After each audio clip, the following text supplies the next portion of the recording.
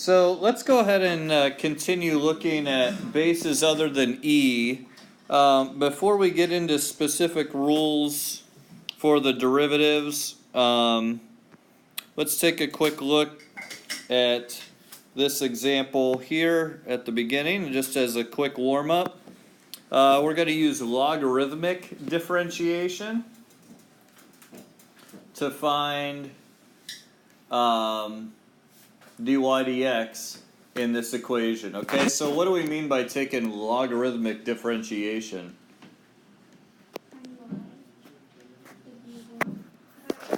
Both sides use ln. Okay, we're going to do the ln of both sides. Alright, we do the ln of both sides to find dy dx. We'll have ln of y equals ln of 1 plus x to the 1 over x. And the reason we needed to do this actually is because we can't do our regular power rule when we have a variable in the exponent like this.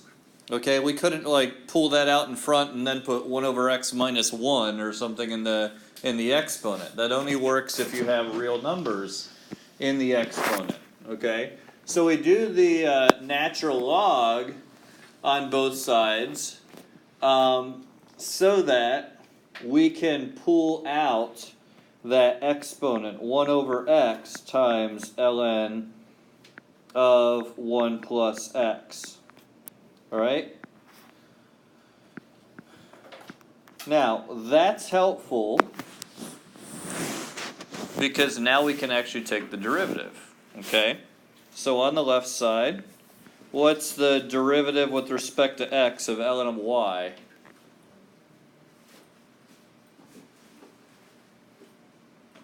Is it y prime over y? Yeah, good. That's y prime over y.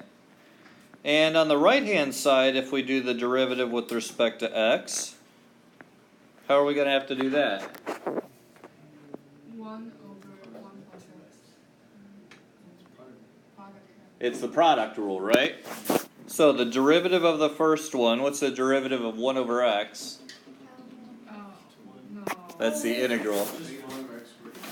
Huh? Negative 1 over x squared. Negative 1 over x squared. Okay, here, let's do the u and v. For if u is the 1 over x, or x and negative 1, then the derivative of that first term, u prime, is negative 1 x and negative 2, or negative 1 over x squared. Okay? And if v is the second term in the product, that's ln of 1 plus x, what's v prime going to be? X, 1 over x plus 1. There you go, 1 over x plus 1, okay? So, our product rule, the derivative of the first, 1 over x squared, times the second term, ln of 1 plus x, plus the first times the derivative of the second. Okay? So is it negative 1 over x squared? Yeah. I lost the square there. Thank you. Okay? And then, of course, to find dy dx, we need to multiply both sides by y. But on this side over here, I should use what y actually is, and that's a 1 plus x to the 1 over x.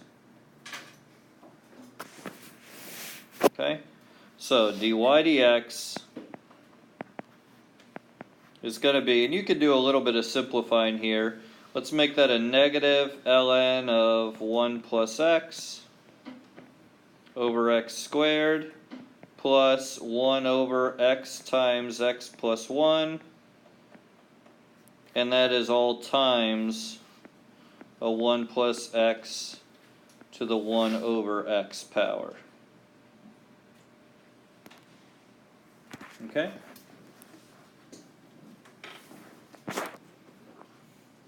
And there's our dy dx. Alright, so now let's take a quick look at our derivatives for bases other than E. In our previous lesson, we had just derived this. The derivative of a to the x is ln of a times a to the x. The derivative of a to the u is ln times a to the u times du dx. These rules are essentially the same. It's just number 2 has the chain rule. We're using the chain rule because it's not just a to a regular x, it's a to some functional power. Okay. And then on numbers 3 and 4, here we have the logarithm with the base of a. So the log base a of x is 1 over ln of a times x. And of course, if it's a u instead of just an x, then you have to multiply by du dx. Again, we've got the chain rule. Okay? So those are 2 more rules that we ought to be familiar with. Did we study this last time? We derived this first rule.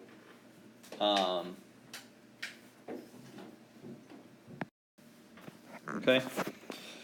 So let's look at an example here. Okay. What's the derivative of e to the e?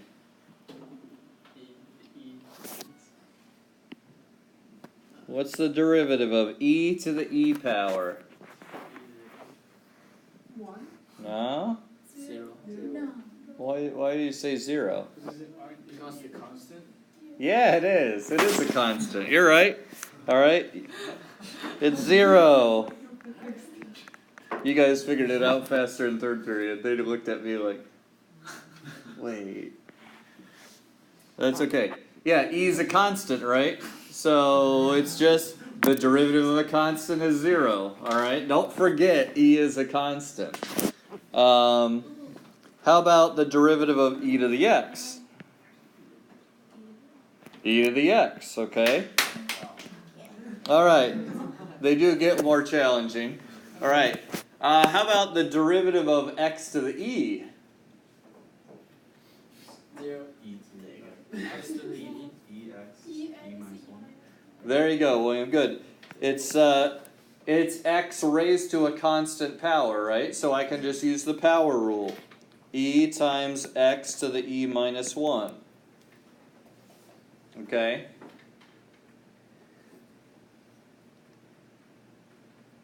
Now our last one, here again, notice it's x to the x.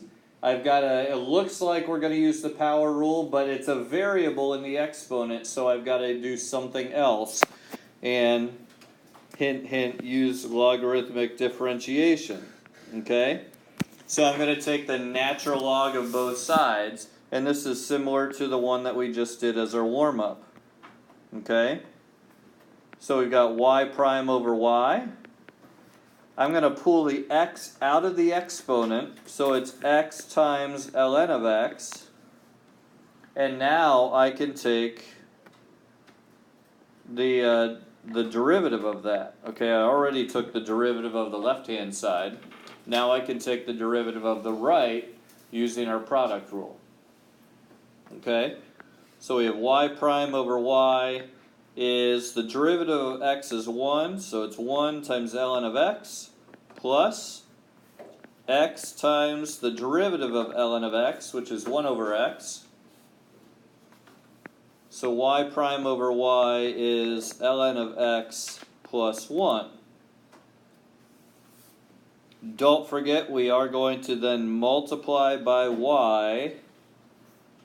And in order to multiply by y, I'm going to multiply on this side by the x to the x power. And it really doesn't matter if you distribute it or not. You have x to the x times ln of x plus 1. And there's your answer. Okay? Any questions? Okay. So that's just using those rules that we learned in our last unit a little bit more. Today what we want to look at, though, is the integral of things involving exponentials and logs with different bases. So let's take a quick look at integrals for bases other than e, okay? Now, obviously, you know, if we have some variable or something raised to a power, we can just take the derivative as we normally have, as long as that power is a real number. But notice what we're looking at here is this integral of a to the x dx, not e to the x. And what we're going to actually do is we're going to use that definition of a to the x that we looked at in our previous lesson. A to the x is e to the ln of a to the x power. Or we also wrote that as e to the x times ln of a. Because if you're raising a power to a power, you multiply the exponents. Okay? Now that's helpful here because as we're going to see, we're going to derive this rule by taking the integral of e to the x times ln of a dx. Now, how do you guys propose that we take the integral here?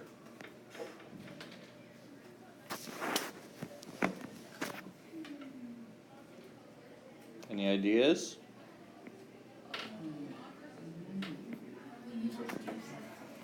Yeah, let's try u substitution. We have e to a power, and that power is a function. So what is u in this case?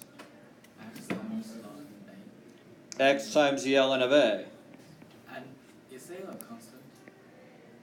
Is what? Is a constant? Yes, a is a constant. A is any number that we have as the base. Okay? So, if we do du, what does du equal? So, Huh? No? Can we, should we not? Well, wait, isn't the log a constant? Yes, it is. So then isn't it just like the derivative? Oh, it's ln a.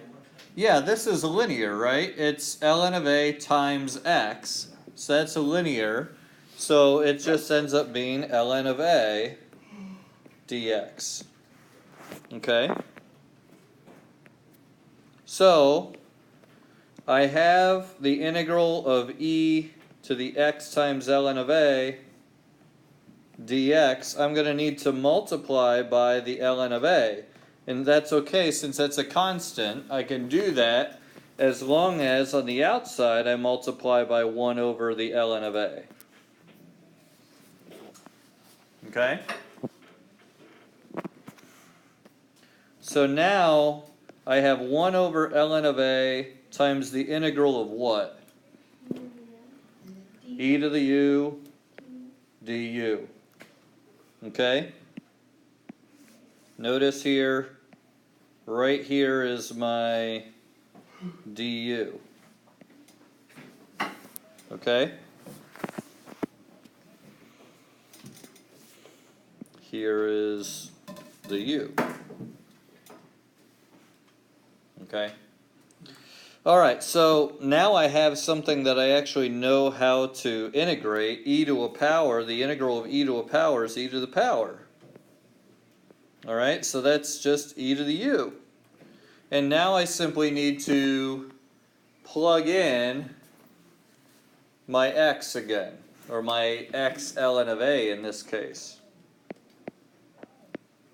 1 over ln of a times e to the x times ln of a. And are we done? Plus e. We do need a plus c. There's one other thing we can simplify here. We can hold the x ln and out, and then we cancel out.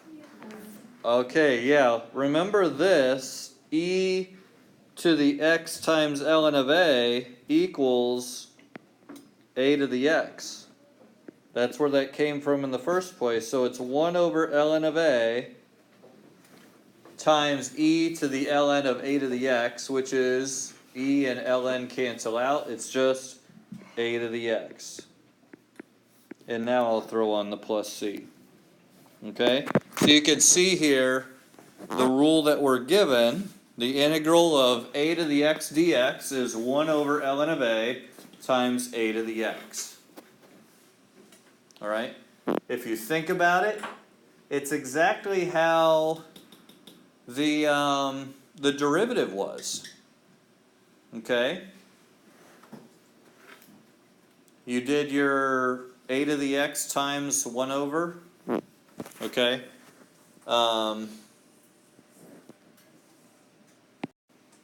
Not 1 over, but in the derivative you're multiplying by just the ln of a. In the integral you're multiplying by 1 over the ln of a. Okay? So, let's run through a couple of examples here. Okay? So we want the integral of 2 to the x. So what do we get?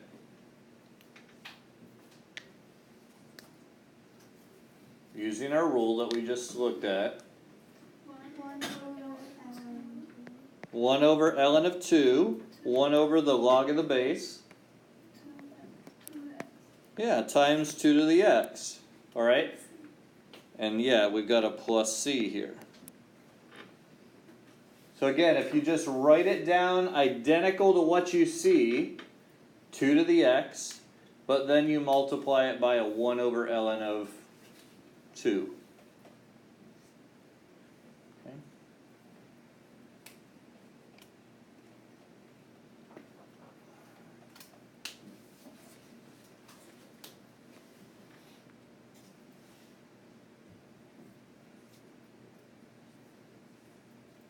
What do you think about this one?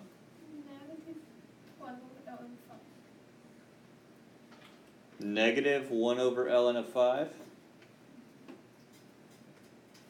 What do you guys think?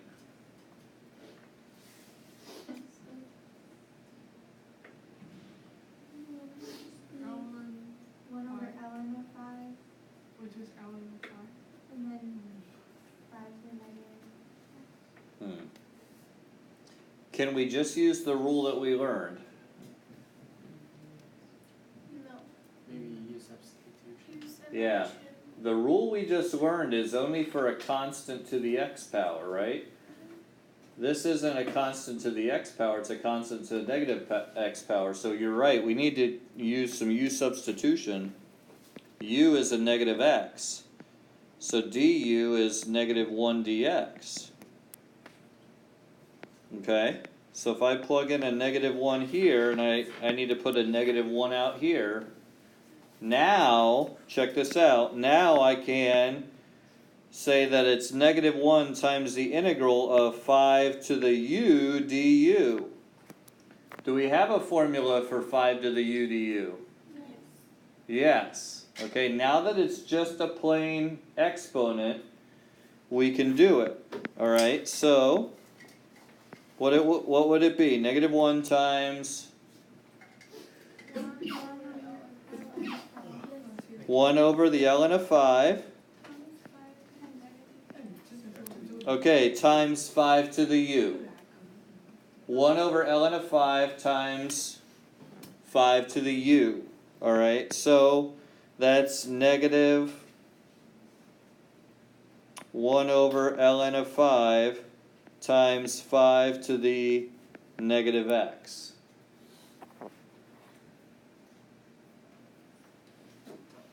Okay? Plus c.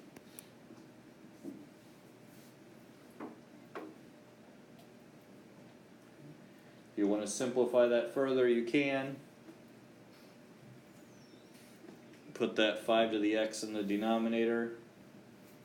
You can do that, but you can leave it like this as well. Okay.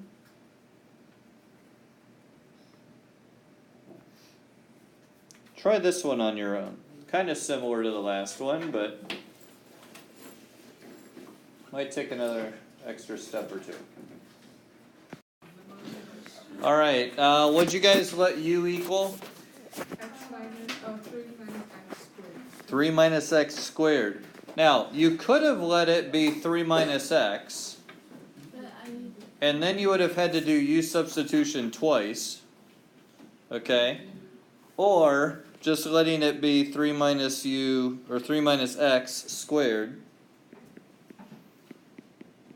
What'd you get for du?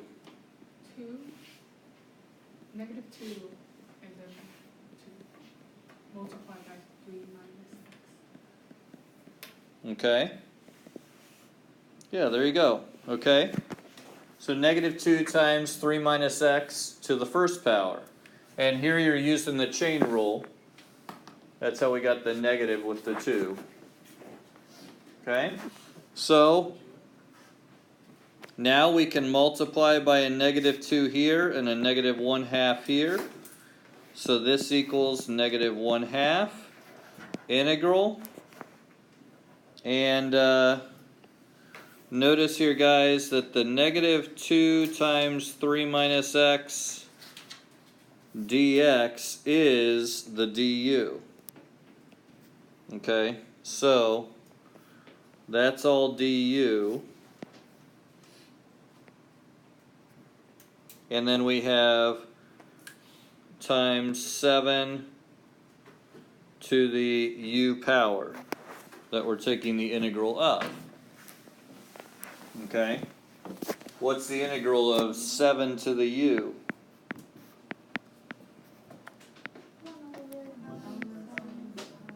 1 over ln of 7 Times 1/2. times 7 Oh, yeah. to the u. Okay? Remember, you write it down exactly as it is, 7 to the u, but then you're multiplying by 1 over the ln of the base. Okay? So, simplify it a little bit. You could make it a negative 7 to the, we should put 3 minus x squared back in, over 2 ln of 7 plus c. Okay?